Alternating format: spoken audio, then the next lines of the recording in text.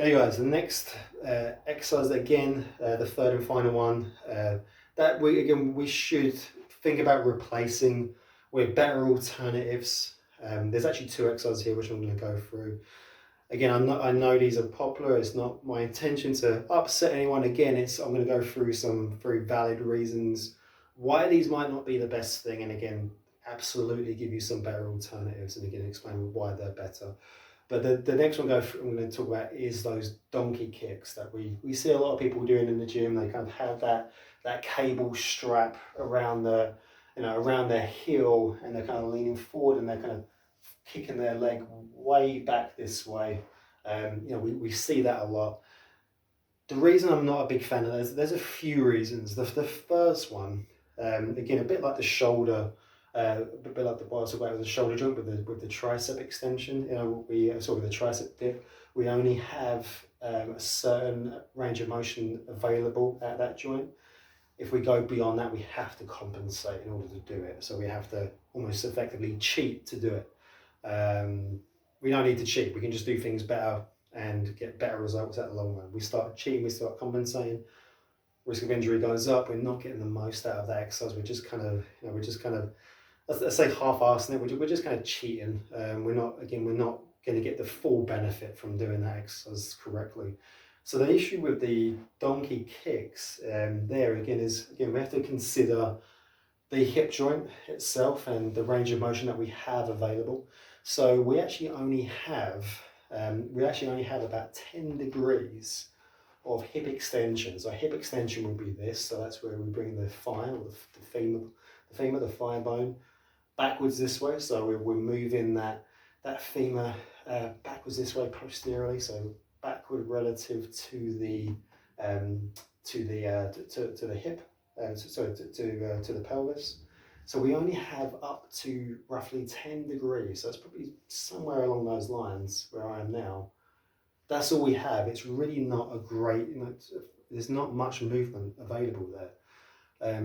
Again, if we start going beyond that, we're going to compensate. And again, we can compensate in a number of ways in order to do that. So definitely not something that we want to be doing. And again, the issue with the donkey kicks is we just go way too far. We go way beyond 10 degrees. Okay, again, like I said, we only have roughly 10 degrees available. Maybe not even that. It might only be like 6 or 7 degrees. But again, it's probably not going to be much more than 10. But again, that donkey kick again, we're just going to go way. We're going way beyond 10 degrees. The only way we're going to do that is by compensating. And the primary way we're going to compensate to do that movement is by going into what we call an anterior pelvic tilt. So I'm going to have to drop my pelvis on the front. So my pelvis is going to tilt forward this way, and that's going to increase that curvature of the lower back, of that lumbar spine.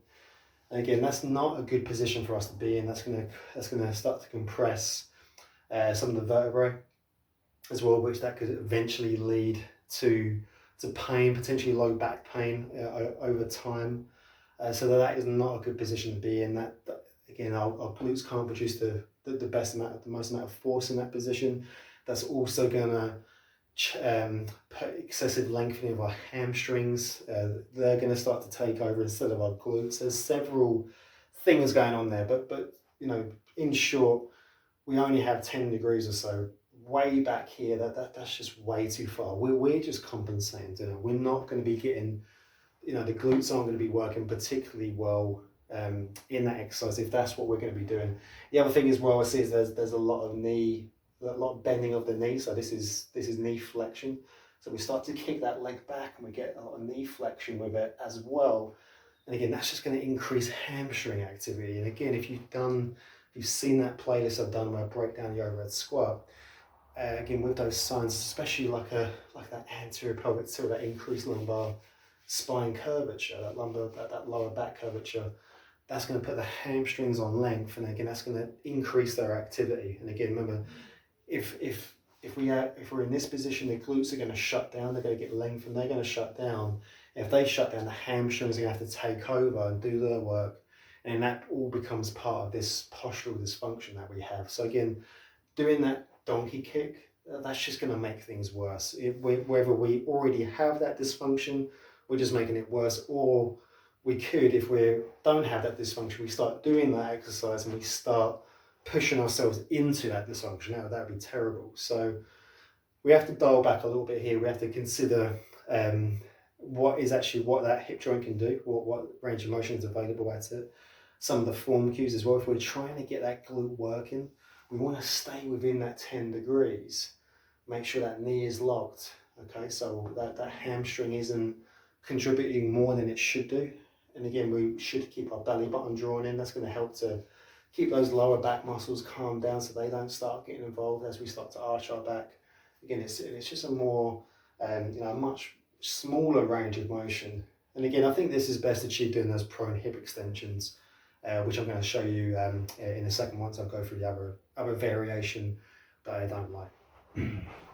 Okay guys, so the other variation of the donkey kick that I don't like, again, is in that quadruped position.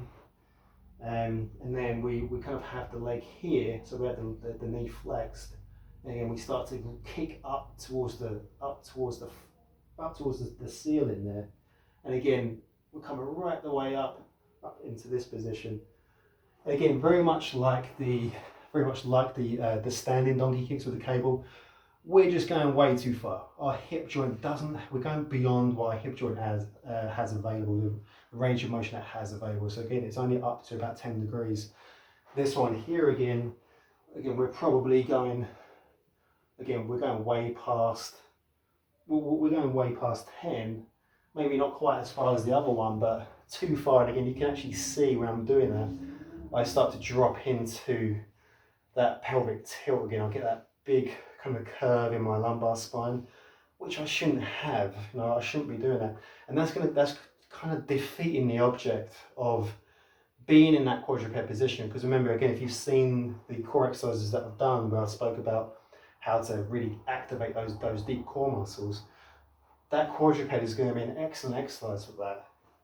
But again, it's all about keeping that spine neutral. So again, we have a slight curve, but we don't want to be doing this. We don't want to fall into this, because that's actually going to lengthen those deep core muscles out. It's going to inhibit those. It's going to make them very hard to activate.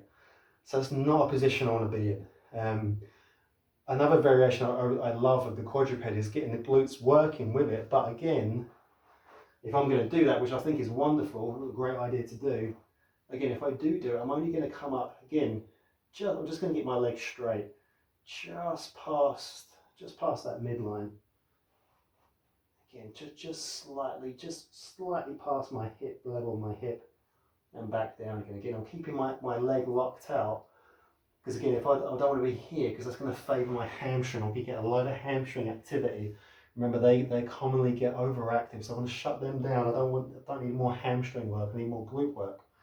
So again, I'm going to keep that leg straight, do my drawing in manoeuvre, and then I can bring that leg up. Again, that's going to make sure that I get purely core and glute working. I'm not getting any of those lower back muscles getting involved in order to stabilise my spine and extend my hip, and I'm not getting my hamstrings involved either as I extend my hips. So I'm not getting into that. I'm not getting into those compensation patterns. It's a nice clean movement. I'm just in that position, belly button drawn in. Again, I've just got a little bit of hip extension. I'm not dropping into this. I'm just nice and neutral. I'm just going to bring that leg up, extend it, hold it, bring it back up using the range of motion that I have. Again, I'm not compensating. I'm not trying to kick that leg up to the ceiling. Again, I'm not exacerbating any dysfunction I have or move us into a dysfunction by doing that kind of exercise. So again, we have to, just again like the last one, like I said before, we have to consider a few anatomical facts. So we only have a very small range of motion out of that hip joint. So again, we have to bear in mind, if we go beyond that, we're going to have to compensate. We have to steal range of motion somewhere else, and we do that up at the spine. We have to go into that excessive curvature, that extended position of the spine, in order to get our leg higher. It doesn't make any sense. Why would you sacrifice core stability and and glute activity just to try and get your leg a little bit higher. I don't know, doesn't make sense to me. Maybe a lot of people probably aren't aware of what's happening there. So again, this is the reason of this video. It's just to show you, okay, use the range of motion you have. That's not going to cause compensation. That is within your capability. And again, that you can still do while keeping everything where it should be. You're not using any range of motion you don't have and having to compensate for it. Again, these are all things that are, those kind of exercises like the donkey kicks and the ones on the floor, they're just going to, they're eventually they're going to catch up with us, that sort of stuff. And we could end up getting injured, it can end up causing problems. Whereas, we can make a simple couple of modifications and get a much better exercise and just keep that injury or keep injury away, increase our performance, get the results we're looking for much quicker, and get hopefully better results than what we actually plan for. So all that's going to happen again just by making a few little changes. So again, that's just a wrap up. There were the 3 main exercises that I think we should stay away from. So we had the tricep dips, we had the donkey kicks ones that we did there, and we also had the first one being the curtsy lunges. So they're the 3 I think we could do ourselves a favor and replace those with better movements. I definitely think that there's better things we can come out there. And again, try those suggestions that I recommended. Any questions, please email me at danbryanfitness@gmail.com. I'll be happy to answer any questions, and I'll see you at the next episode.